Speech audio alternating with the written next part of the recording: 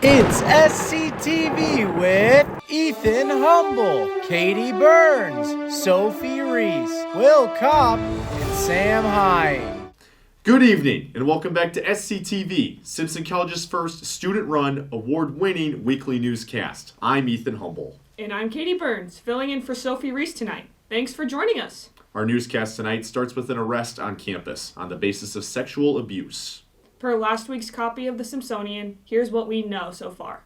According to Simpsonian editor-in-chief Caleb Geer, former Simpson wrestler Ashton Barker was arrested February 14th in the 600 block of North Buxton Street on counts of sexual abuse.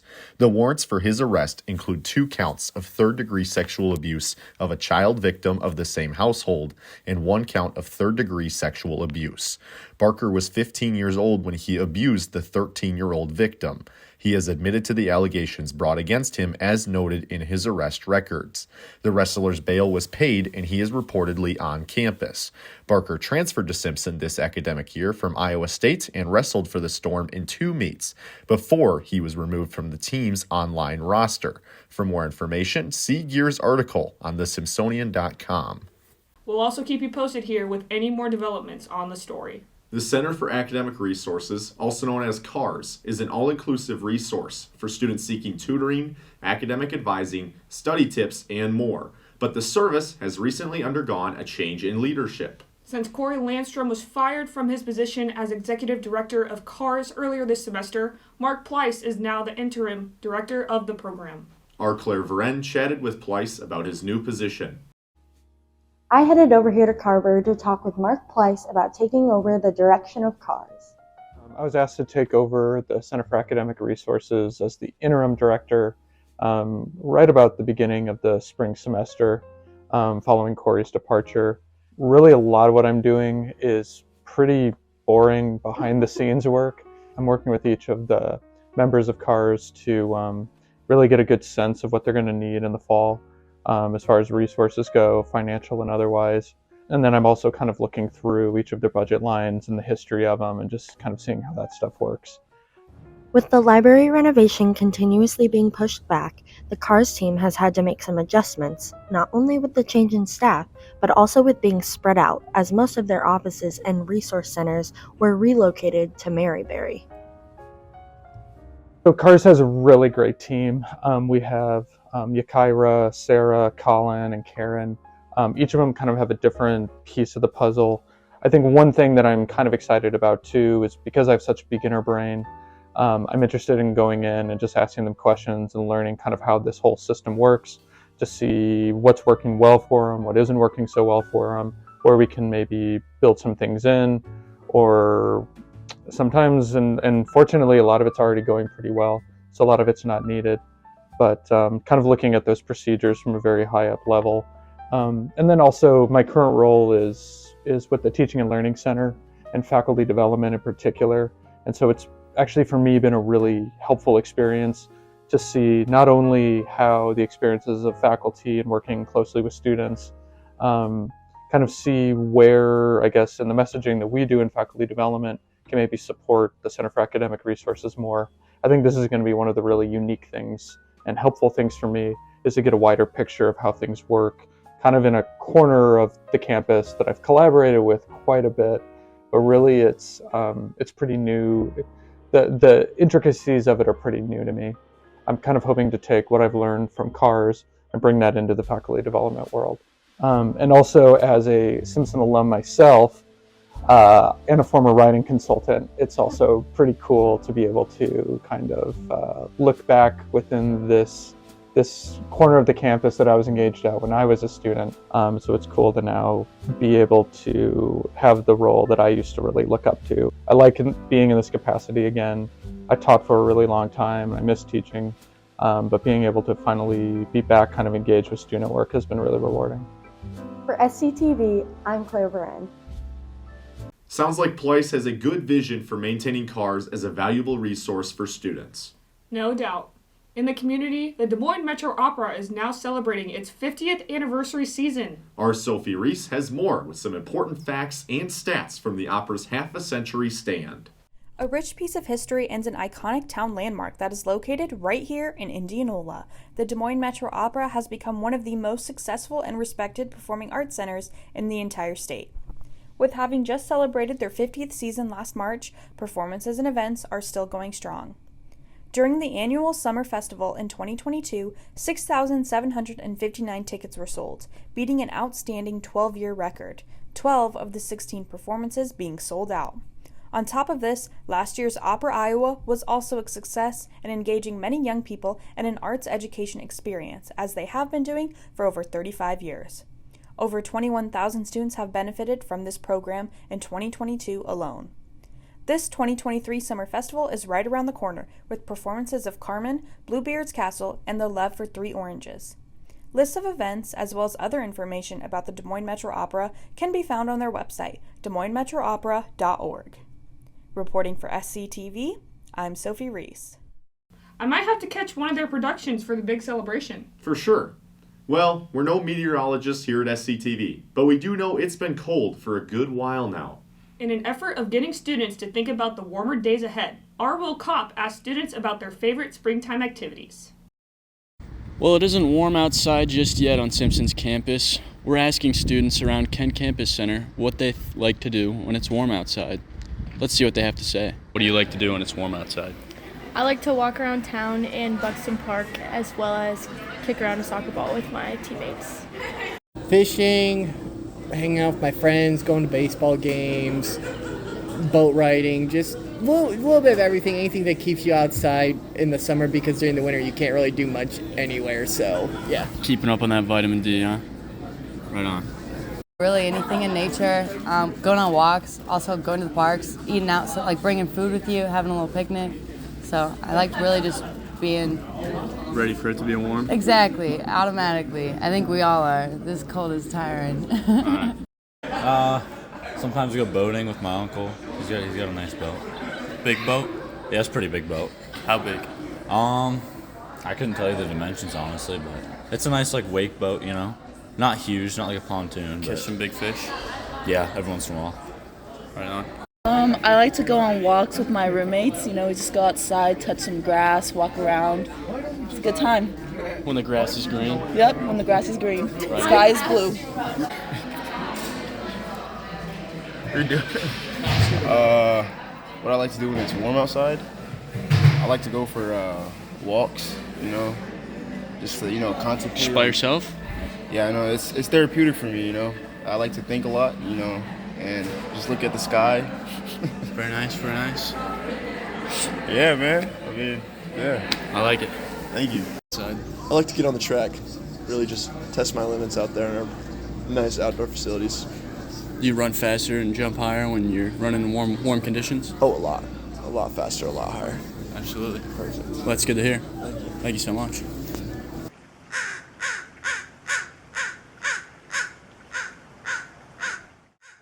Hopefully it gets warm outside here soon on Simpson's campus. With SCTV, I'm Will Kopp. Springtime really does just open the possibilities of activities. It's so much fun to just get outside. New Buddhist Studies professor Jed Foreman has been a student favorite in his short time on campus so far. Being known for using some unique teaching techniques in the classroom, we sent our Sam Hine to chat with the professor. Hi, I'm Jed Foreman, new Buddhist Studies professor, so I'm in the religion department. Jed Foreman, a new professor here on Simpson campus, has been receiving a lot of positive feedback from students. So I got an exclusive interview with him. See how it went. When I did my undergrad, I was very interested in philosophy. I'd read a book called Siddhartha by Hermann Hesse that was about the life of the Buddha that I really liked, and I wanted to study that in undergrad, but there was no programs for it. So I did philosophy, but then I got really into dance, and I was a dancer for many years, so I was doing different types of street dance in Boston first, and then New York, and then I moved out to LA. And I found more and more, the professional dance life can be pretty stressful. So I got involved with kind of a Buddhist community and, learning. They had a whole kind of course of study that was based on the Tibetan system that you could learn, and I just got really into it. I went back and got a master's in kinesiology, thinking I was going to start teaching dance in like a university setting because I was interested in that. But then I thought, you know what, I'm kind of getting more interested in all this Buddhist stuff. So I applied to a master's PhD program, and then I started learning Tibetan, learning Sanskrit, started traveling to India a lot. Got really kind of integrated with the Tibetan community and just kind of fell in love with it. So I was doing a language immersion program and just living in Ladakh. I mean, saw all these thousands of year old temples, and I had a homestay with a family, and I loved hanging out with just the family and just kind of, I was originally interested because I liked Buddhist philosophy, but then really fell in love with the culture. While I was at Berkeley writing and teaching, I interviewed here and then got this job when the religion department offered it. So I was very thankful. Being able to build out, a student study abroad program from scratch, I mean, that's awesome. Be kind of really devoted to teaching Buddhist studies here, to kind of be able to go in depth with students and expose them to ideas and cultures and worldviews that they've just never kind of encountered before. I mean, I love that because you can kind of see things click and these aha moments happen, or even just, realizing that different groups of people see the world in a completely different way. Professor Foreman has an amazing story about how Buddhism piqued his interest, and he has been adapting well to life here on Simpson campus. But he does have a very unorthodox way of teaching: swearing. Sometimes it's just to get people to wake up. No, but it is, there's a method to the madness, I think. I've actually, funny enough, heard some research that people who cuss are more trusted. And I think there's a reason for that. It's not just a strategy. It's when you feel safe enough that you can use taboo words in a public space setting, it automatically makes students feel a little bit more like they can take risks, I find. So, if I can say something that's a little bit, not offensive, I never want to offend anybody, but something that might, if we're being very proper, you wouldn't hear. By breaking that up a little bit, I think it helps create a space where students can take more risks and feel like, I can try things and mess up, and that's okay. That's really what I want. I think I bring a lot of enthusiasm and energy. Like, I really love what I study. I love sharing it, and I think my best teachers were people who really had a love for something that was infectious. And when I was an undergrad, I was more interested in taking classes with a certain professor rather than the subject, because anything can become interesting if somebody can share their love of it. My class sets up a way for you to find new ways of looking at the world and ask yourself questions that you never knew to ask yourself before, to experience things that might be really impactful that you didn't even know you needed.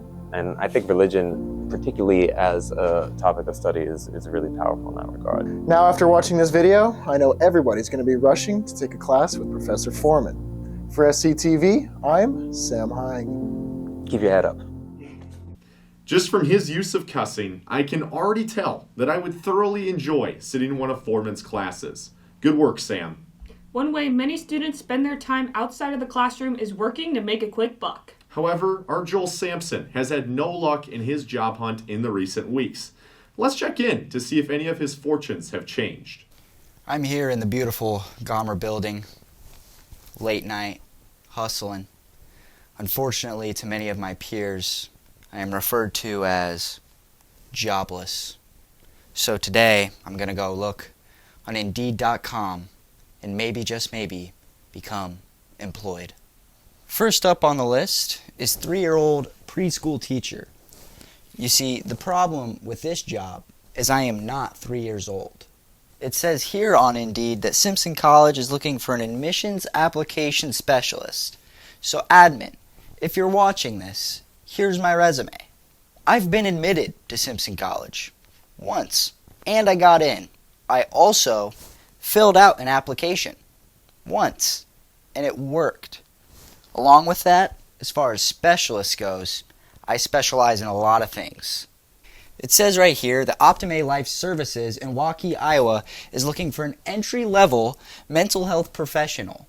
Now, I personally think I'd be a great mental health professional. I give the best advice, like, it'd be like that sometimes.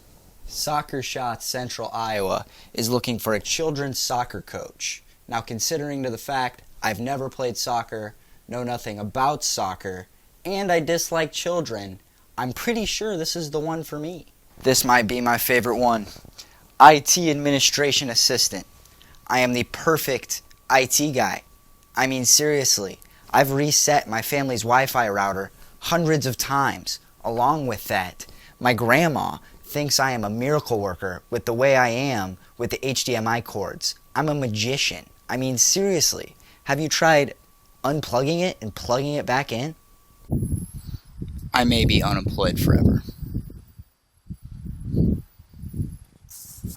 That brings me back to you, Ethan. I'm Joel Sampson, SCTV. Darn! Hopefully you can find a quality job that fits your never-ending skill set soon, Joel. Moving into sports, after defeating Dubuque last Tuesday, our women's basketball team had to take on the Loris Duhawks in the conference tournament semifinals. Unfortunately, the ladies would fall 88-54, effectively ending their 2023 campaign. Elsewhere, the men's and women's track and field teams competed in Storm Lake over the weekend's ARC championships. While both the men and women finished 6th of the 9 teams at the meet, there were plenty of individual performances for the Storm to brag about. Spencer Moon became the Storm's third conference indoor track and field MVP after winning the 5,000 and 3,000 meter runs. Max Cleveland, Ulysses Patterson, and Clark Latcham all turned in all-conference performances as well. The women's 6th place finish was the team's highest since 2014. Men's wrestling also competed at the Lower Midwest Regionals in Illinois. 5th-year Shyler Langley led the Storm's efforts with his 8th place performance. The conclusion of the event wrapped up the team's season.